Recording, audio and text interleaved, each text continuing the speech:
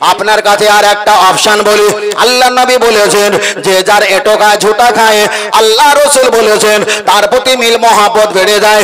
আমাদের সমাজে যখন বিবাহ হলে ইমাম সাহেব যখন দোয়া করে দেয়, দোয়া করার পর একটা বাতাসা কিংবা একটা রসগোল্লা কিংবা একটা দানাদার কিংবা একটা লেডিগেনি কিংবা একটা খরমা খেজুর দুলা ভাইকে অর্ধেক খাওয়ায়, তারপরে ওই দুলহানি মানে মহিলাটাকে খাওয়ায়, ঠিক না বে ঠিক?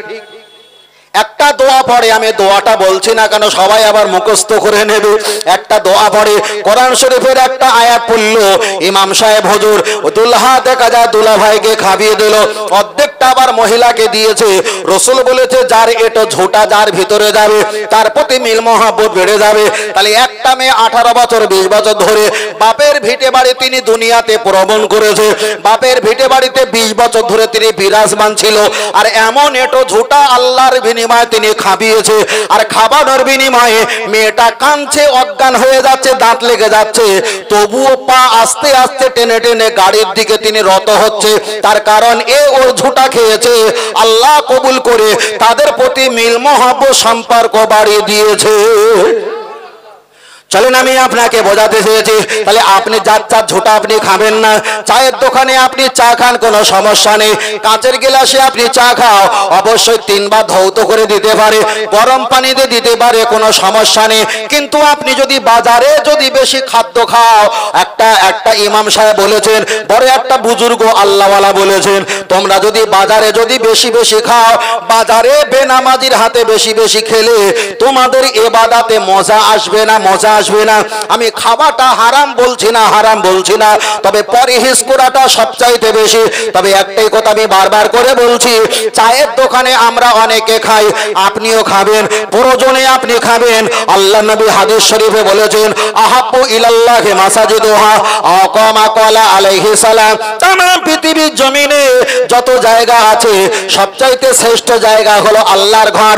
আল্লাহ নবী পরে একটা হাদিস শরীফ বলেছেন, আবগাদু ইলাল্লাহি আসওয়াদুহা, পৃথিবীতে যত নিকৃষ্ট জায়গা আছে সেটাই হলো বাজার, সেটাই হলো বাজার। কিন্তু বাজারটাকে ক্যালকুলেটর হিসাব করে দেখলে পাওয়া যাবে চায়ের দোকানটা সবচাইতে নিকৃষ্ট। ওখানে ইমাম সাহেব পাবে, ওখানে মুফতি সাহেব পাবে, ওখানে জজ সাহেব উকিল সাহেব পাবে, ওখানে বেনামাজি পাবে, ওখানে নামাজি পাবে, ওখানে তেড়েলখোর ভাঁড়খোর নারখোর জুয়াখোর সর্বপ্রকার প্রোডাকশন ওখানে পাওয়া যাবে। তাই রাসূল বলেছেন, আবগাদু ইলাল্লাহি আসওয়াদুহা, বাজারটা হলো নিকৃষ্ট জায়গা। একটা পায়খানায় গেলে আমরা 3 মিনিট 4 মিনিট 5 মিনিট থাকি, পায়খানা ক্লিয়ার হয়ে গেলে আর থাকতে মন চায় না। ঠিক বাজারে প্রয়োজন মতো বসে থাকো, প্রয়োজন মিটে গেলে সরে আসবে, তাতে আপনার দুনিয়ার ফাতনা ফেসাদ থেকে রেহাই পেয়ে যাবে। আর একটু জোরে হবে না? আল্লাহ।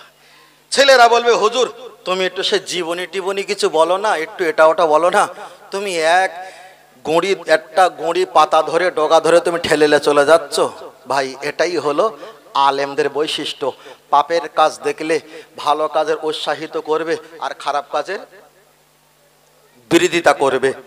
একদিকে ভালো কাজের কথা বলবো, অপরদিকে খারাপ কাজের বিরোধিতা করব। কোরআনের সঙ্গে আমাদের বক্তব্য অজনচিয়া শোনার সঙ্গে মিল আছে না নাই? আছে। আমি শুধু এক পেশে বলবো আর এক পেশে নিয়ে বগল বাঁধা চলে যাবে, 2 পেশে নিতে হবে না। চলে না গিয়ে যায়, ও আমার জওয়ান যুবকেরা গিয়ে চলে যাবে, লক্ষ্য করে দেখা যায়। আমি আপনার কাছে বললে তো অনেক লম্বা হয়ে যাবে। আপনাদের এলাকা আমাদের সুন্দরবন এলাকায় বেশিরভাগ মাছ চাষ হয়, মানে ফিশারি মাছ চাষ হয়। আপনাদের নদিয়া নোকারি রানাঘাট এই এলাকায় অধিকাংশ সবজি চাষ হয়। ও আমার বাবাজিরা যখন পটল খেতে চলে যায়, পটল খেতে যাবার পর পটলের দাম যখন বেশি হয়ে যায়, পটল খেত যখন দোকান থেকে পটল যারা তোলে আর বিক্রি করার জন্য যখন মার্কেটে নিয়ে যায়, অধিকাংশ দেখেছি উপরে মোটা মোটা পটল রাখে আর ভিতরে মাঝখানে ছোট ছোট পটল রেখে দেয়, আবার সবুজ রং পটলে নির্বাচিত করে দেয়, সবুজ রং পটলে আবার ছড়িয়ে দেয়, আবার উপরে একটা সবুজ পলিথিন টাঙিয়ে দেয়। আল্লাহ নবী বলেছেন, আল্লাহ হালালাহু ও হারামা হারামাহু আও কামা ক্বালা আলাইহিস সালাম। কেউ যদি চুরি করে ওটা বড় পাপ করেছে, তুমি বড় গুণ উপরে দিয়েছো আর ছোট গুণ তলায় দিয়েছো, আর উপরে তুমি সবুজ রঙের রং ছিটে দিয়েছো। বড় চুরি করার করাটা যদি হারাম হয়, ছোট কাজ করেছো এটাও তো হারামের বাচ্চা। অনেকে গোস্ত বিক্রি করে, গোস্ত যখন বিক্রি করে, গোস্ত বিক্রি করার সময় দেখতে পাওয়া যায় উপরে একটা লাল পলিথিন টাঙিয়ে দেয়, আবার একটা লাল বাল্ব দেয়। গোস্ত যদি বিক্রি না হয়, পরের দিন ফ্রিজে রেখে ওই গোস্তটি আবার সরিষার তেল আর হলুদ গুঁড়ো একটু মেরে দেয়। কাস্টমারকে দেখে বলে, ভাই টাটকা কিনে নিয়ে এসেছি। আপনি হলেন চিটিংবাজ। হাসরের ময়দানে আপনার এই গোস্তটা কেটে কেটে ওনাকে হকটা আদায় করতে হবে। আবার আপনার কাছে আর একটা বার আগিয়ে যায়। লক্ষ্য করে দেখা যায় যারা আখ বিক্রি করে, আখের রস বিক্রি করে, 1 গ্লাস 10 টাকা, 1 গ্লাস 15 টাকা, 20 টাকা আখ বিক্রি করে, অবশ্যই ভালো। কিন্তু আখটা যখন বিক্রি করার সময় একটা করে চাকা, লোহার চাকা যখন ঘোরায়, আর ঘোরানোর সময় আখের চাকা তিনটে তিনটে করে বড় বড় ঘোমর আছে। একবার ঘোরালে ঝুম, একবার ঘোরালে ঝুম, একবার ঘোরালে ঝুম, তিনটে এক জায়গা করে ঝুমঝুম করে আওয়াজ হয়। হাদিস শরীফে এসেছে, মা কুল্লি দারসিন শয়তানু আকামা কলা আলাইহিস সালাম, বাদ্যযন্ত্র ব্যবহার করা হারাম। ও আমার আগ ব্যাপারী ভাই, তুমি তো বলতে পারতে 10 টাকা গেলা 10 টাকা গেলাস, তুমি চিল্লাতে পারতে। তুমি বাদ্যযন্ত্র ঘুমর ব্যবহার করেছো, তোমার হালাল ব্যবসা তিনটে দুটো একটা ঘুমরের আওয়াজ দিয়ে কাস্টমারকে ডাকার কারণে হালাল ব্যবসা হয়ে গেছে হারাম। চলেন আমি আপনাকে বোঝাতে চেয়েছি। লক্ষ্য করে দেখা যায় অনেকে আছে একটা গরু হয়েছে, একটা গরু আছে, আর গরুর ভিতর দিয়ে আল্লাহ একটা সন্তান বাচ্চা দিয়েছে, ওকে বলা হয় গরুর বাচ্চা। আর গরুর বাচ্চা হয়েছে নাদুস নাদুস, সুন্দর চেহারা, সুন্দর ভালো লেগেছে। এখন দাদু ভাই নৌকারে বাজার থেকে কিংবা রানাঘাট স্টেশনের পাশ থেকে এত বড় একটা ঘুমর কিনে ওই গোলায় দিয়েছে, গরুর বাচ্চার গোলায়। আর অবলা যন্ত্র যত তিড়িং বিড়িং করে লাফালাফি করে, ঘুমরটা ঝুমঝুম করে বাজে। রাসূল বলেছেন ওই বাড়িতে রহমতের ফেরেশতা আল্লাহ প্রবেশ করাবেন না। কেন? ওখানে বাদ্যযন্ত্র ঘুমরের আওয়াজ হয়, ওটা চলবে না। চলেন আপনার কাছে তৃতীয় নাম্বার আগিয়ে যায়। অনেকে বাচ্চা দুনিয়াতে এসেছে, আপনি দাদু হও, আপনি নানু হও, আপনি দেখা যায় দাদু ভাই হও, আপনার নাতনির জন্য, লাতির জন্য, আপনার পোতার জন্য আপনি স্বর্ণকারের দোকান থেকে একটা করে কোমর চাবি কিংবা কোমর বরফল কিংবা ডান পায়ে বাম পায়ে একটা করে ঘুমর আপনি দিয়েছেন।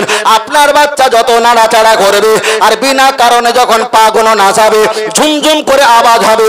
আল্লাহ নবী বলেছেন মা কুল্লি দারসিন শয়তানু, ওটাই হলো ঢোল তাবলা বাদ্যযন্ত্র আওয়াজ, ওটা ব্যবহার করা হারাম, হারাম চলবে না।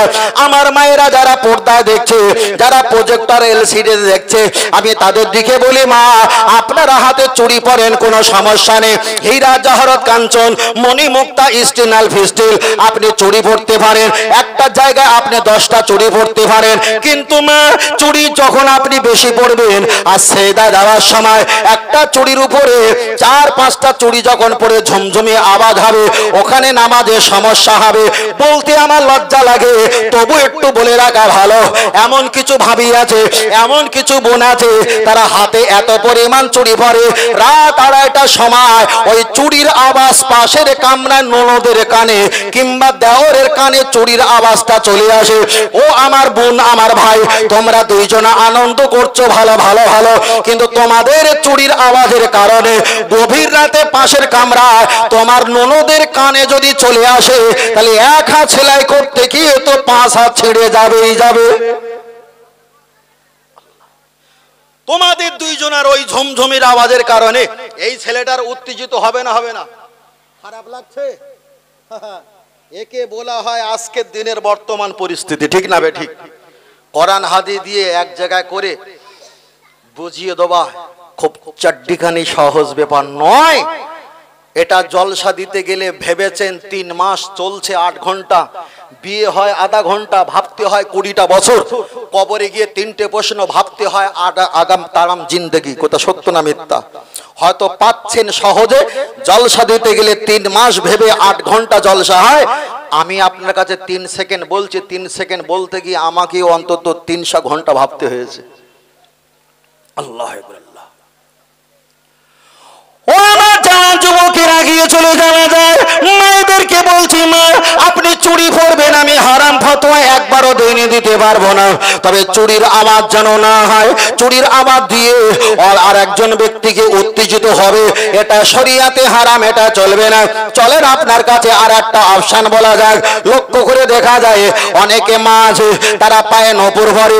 আমি নূপুর পরা হারাম বলছি না, নূপুর যখন পরে কারোর একটু মোটা পা, কারো একটু সরু লুগলুগি পা, এখন যদি ডিজাইন করে একটা বা নূপুর পরে, দুটো নূপুরে মুখ যদি এক জায়গায় করা হয়, তিনটে তিনটে করে 6টা বলদানা থাকে, হাঁটলে তো ঝুমঝুমি আওয়াজ হয়। তাহলে আঁখের দোকানে এত বড় ঘুমুর, ওটা যেমন হারাম।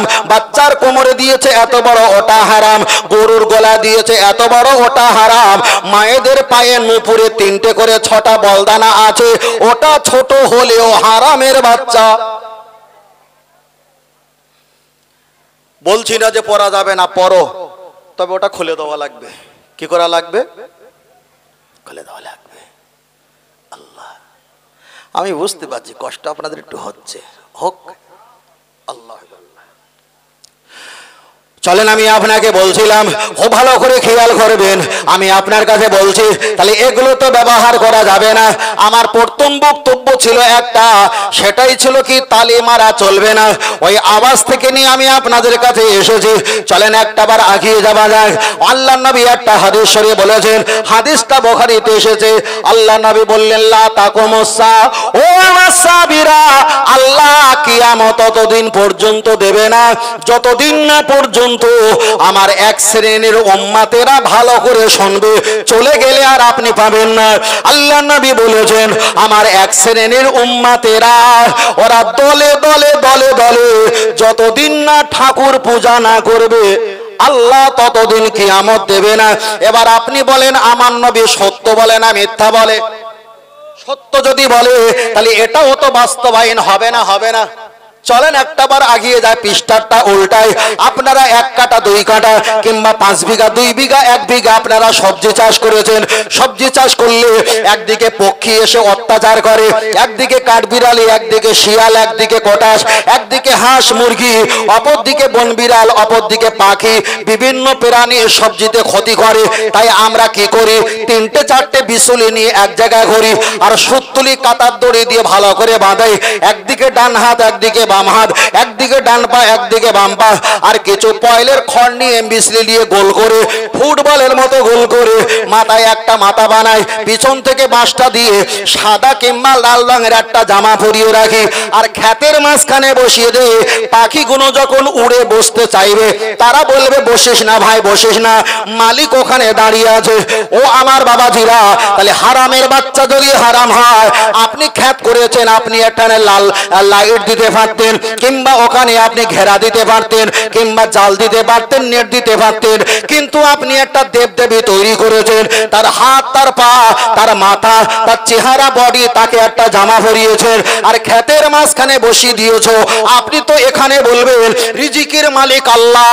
আল্লাহ যদি রিজিকের মালিক হয়, তাহলে দেবদেবী তৈরি করে ক্ষেতে বসিয়েছো। এবার আপনি বলেন, আপনি ঠাকুর পূজা করছেন না করেন না? শুধু বলবে, হুজুর আমি নামাজ পড়ি, ঘোড়ার কচু হচ্ছে। আল্লাহ, ও আমার বাতুরা, চলে না গিয়ে জামা হয়, লক্ষ্য করে দেখা যায়। আমি আপনার কাছে বলছি, বলতে যদি চাই আরো অনেকটা লম্বা আর ব্যাখ্যা করে বলে বসবো। চলেন আমি আপনার কাছে সংক্ষেপ সংক্ষেপ করে ছোট ছোট করে অপশন করে বলি, আগিয়ে চলে যাওয়া যাক। আমাদের সমাজে মেয়েদের বিবাহ হয়, আর বিবাহ যখন হয় তখন একটু গায়ে একটু হলুদ মাখে, একটু নিম পাতা মাখে। দাদু ভাই বিয়ে হয়েছে কি?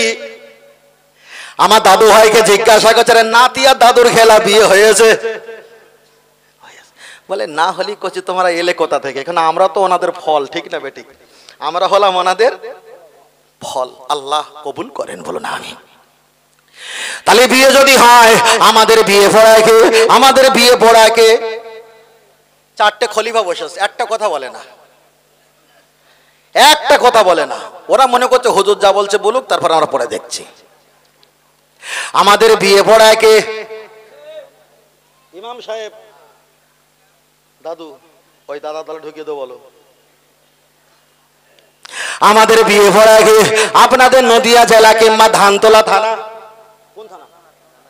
রানাঘাট থানা নৌকাড়ি এলাকা নিবাসী মোহাম্মদ শেখের তৃতীয় কন্যা মোসাম্মদ খাতুনকে ৫,০০০ টাকা দেন মোহরের এবাদে 2 জন সাক্ষ্য সহ তোমার কাছে আসিয়াছে। তুমি রাজি হইয়া সাক্ষ্য দিকে সম্মুখে বলুন, শরিয়াত মোতাবেক অনুযায়ী নিকাহ শাদী বিবাহ আমি কবুল করিলাম। আমাদের বিয়ে পড়ায় কে? ইমাম সাহেব বিয়ে পড়ায় না। ইমাম সাহেব একটু দোয়া করে দেয়, আল্লাহ নিম পাতা বেকা বেকা খেতে লাগে তো আল্লাহ এদের দুজনের ভালোবাসা করিয়ে দিও নবী ইউসুফ জুলাইখার মতো।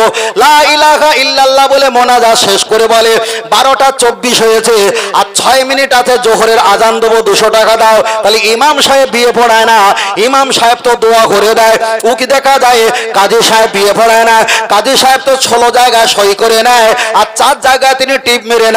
তাহলে কাজী সাহেব বিয়ে পড়ায় না, কাজী সাহেব বিয়ে পড়ায় না, ইমাম সাহেব বিয়ে পড়ায় না। ইমাম সাহেব আর কাজী সাহেবকে বাদ দিয়ে তাহলে আমাদের বিয়ে পড়ায় কে? আমাদের বিয়ে পড়ায় তো উকিল উকিল উকিল। তাহলে যিনি উকিল হয় তানি আর ইমাম থাকে না, উকিল হয়ে যায়। কাজী সাহেব উকিল হলে কাজী থাকে না, উকিল হয়ে যায়। দুলা ভাই যদি উকিল হয় দুলা ভাই আর থাকে না, উকিল হয়ে যায়। তাহলে আমাদের বিয়ে পড়ায় কে? উকিল উকিল। আর সমাজে যারা উকিল হয়, যারা সেকেন্ডে 40টা করে মিথ্যা কথা বলে, এমন চিটিং বাসকে সমাজের বিয়ের উকিল বানানো হয় না, হয় না? চলেন আমি আপনাকে বোঝাতে চেয়েছি, আমি বলছিলাম আমাদের বোনেদের যখন বিবাহ হয় আর বিবাহ হওয়ার সময় নিম পাতা নিয়ে ওরা হলুদ দিয়ে ভালো করে ডলাডলে শুরু করে।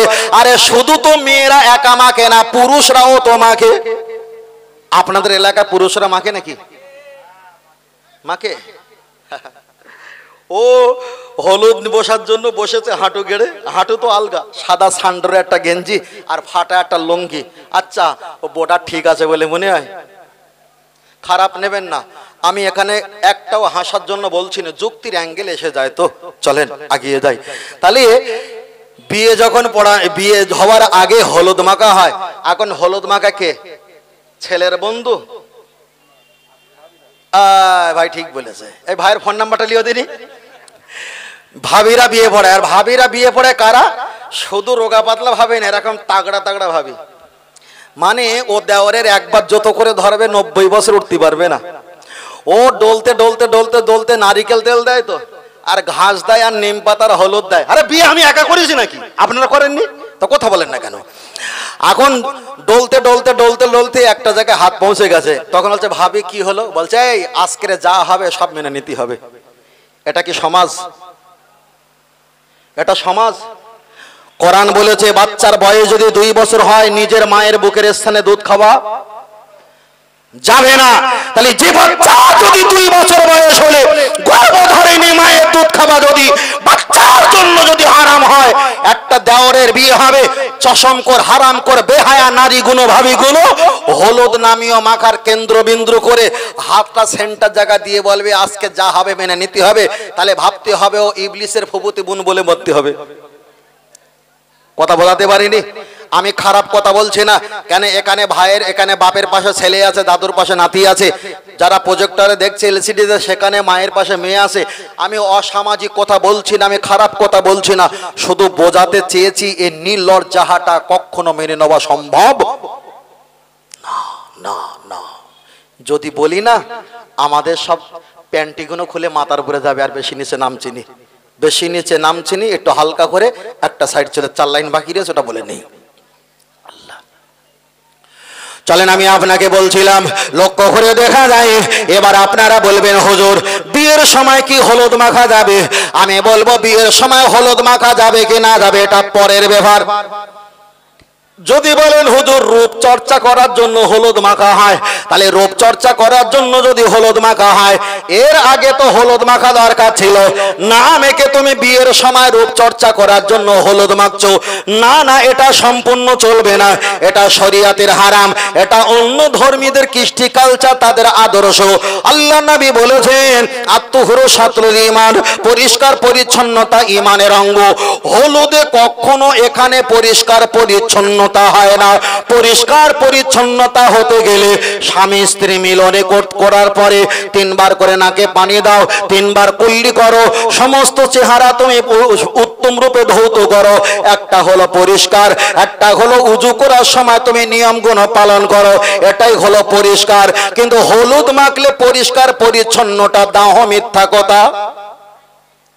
চলেন হুজুর বলবেন, হুজুর আপনার কাছে আর একটা জানতে চাই, আমাদের সমাজে যখন বিয়ে হয়, বিবাহ হবার সময় একটা 2000-3000 টাকা দামের গেট করে, আর ছেলেরা বাচ্চারা মেয়েরা সেখানে গিয়ে একটুখানি মিষ্টি খাওয়ায়, একটু শরবত খাওয়ায়, আর 5000-10,000 টাকা অ্যামাউন্ট চায়। এটা কি হালাল? আজকে আমি আপনাদের নৌকারি এলাকা নদিয়া জেলায় বলে গেলাম সম্পূর্ণ হারাম। যদি বলেন হুজুর দলিল দাও, আমি আপনার কাছে দলিল দিতে চেয়েছি। আল্লাহর নবী বলেছেন, পৃথিবীতে সবচাইতে যদি বড় খেদমত করতে হয়, দুনিয়ার যত আত্মীয় আছে সবচাইতে বেশি খেদমত করবে তোমরা মেহমানদের। তাহলে যে ছেলেরা মেয়ের বাড়িতে বিয়ে করতে এসেছে, মেয়ের বাপেরা তাকে বলেছে অমুক মাসে এসো, অমুক তারিখে এসো, অমুক বারে এসো, মেয়ের তরফ থেকে তাদেরকে দাওয়াত দিয়েছে না দেয়নি? দিয়েছে। তাহলে তারা যখন গাড়িতে করে নৌকারি এলাকা ঢুকেছে, তাদেরকে আসতে বলেছেন বলে এসেছে। হাদিস শরীফে এসেছে, যারা মেহমানকে দাওয়াত করে আর ঢোকার আগে গেট নিয়ে যারা পয়সা কালেকশন করে, এদের তো জন্মের গোলমাল আছে। কথা বোঝেননি? তুমি বলেছো অমুক মাসের এত তারিখে এতটা বারে এতজন ব্যক্তি এসো, সব কমপ্লিট হয়েছে না হয়নি? তাদেরকে বলে দিয়েছে এতজন এত তারিখ এত সময় এসো, সব মেহমানকে দাওয়াত দিয়ে আর একটা ধ্যানাসি গেট করে নিয়ে উপমা দিচ্ছ বাচ্চারা করেছে। তুমি জানো না, যারা মেহমানকে দাওয়াত করে আর গেটের কাছে খেতে দেওয়ার আগে, যারা ঢুকতে দেওয়ার আগে যারা পারস্যের টাকা চায়, এদের তো জন্মের গোলমাল আছে। যদি বলেন হুজুর দলিল দেন, ছোট করে একটা দলিল দেই। নবী ইউসুফ আলাইহিস সালাম, তিনি তো একজন নবী। দাদু ভাই শুনতে পাচ্ছ? তিনি তো একজন নবী। মাশাআল্লাহ, ওনার যে 11টা ভাই ছিল, এক সময় রাস্তা দিয়ে যাচ্ছিলেন, আর একটা ভাই বলে বসেছে যে আমরা যে রাস্তা দিয়ে যাচ্ছি না, এই রাস্তা দিয়ে একটা গরু হেঁটে গেছে। খুব ভালো করে বুঝবে, তাহলে দলিলটা বুঝতে পারবে। আর একজন বলছে শুধু গরু হেঁটে যায়নি, যে গরুটা হেঁটে গেছে তার পেটে বাচ্চা আছে। বাড়িওয়ালা শুনছে যে আমার গরু হারিয়ে গেছে, আমার গরু পেটে বাচ্চা আছে, এরা কি কে জানলো? আরেকটা ভাই বলছে শুধু বাচ্চা নেই, ওই গরুটার ডান চোখ কানা। বাড়িওয়ালা অবাক যে এরা কি কে জানলো। খোঁজ খবর নিয়ে দেখলো, ওদেরকে সব ভাইকে ধরলো যে আমার গরু চুরি হয়েছে, তোমরাই করেছো। বলে কেন? বলে আমার গরু ডান চোখ কানা তোমরা বলেছো, আমার গরু পেটে গর্ভে বাচ্চা আছে তোমরাই বলেছো, আমার গরু এই রাস্তা দিয়ে গেছে তোমরা সব ঠিক বলেছো, তোমরা ছাড়া কে চুরি করবে? রাজদরবারে নিয়ে চলে গেছে। ঐতিহাসিকরা বর্ণনা করেছেন, গল্প করছি না, ঐতিহাসিকরা বর্ণনা করেছে। রাজদরবারে নিয়ে গেছে। এখন কোনো ব্যক্তি যদি একজনের বাড়ি নিয়ে যায়, মেহমান